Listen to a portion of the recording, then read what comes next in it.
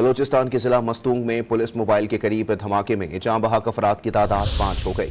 मजीद जानते हैं don news के नुमाइंदे अब्दुल्ला जहरी से। अब्दुल्ला, जख्मियों की हालत कैसी बताई जा रही है?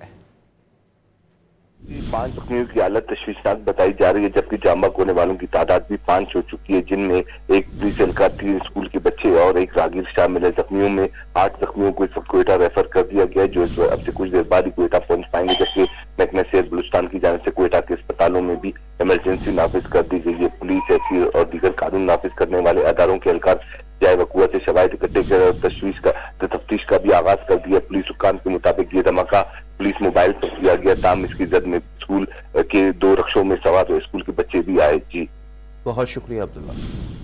बलोचिस्तान के जिला मस्तूंग में पुलिस मोबाइल के करीब धमाके में जाँ बहक अफराद की तादाद 5 हो गई। मजीद जानते हैं डॉन न्यूज़ के नुमाइंदे अब्दुल्ला जहरी से। अब्दुल्ला, जख्मियों की हालत कैसी बताई जा रही है?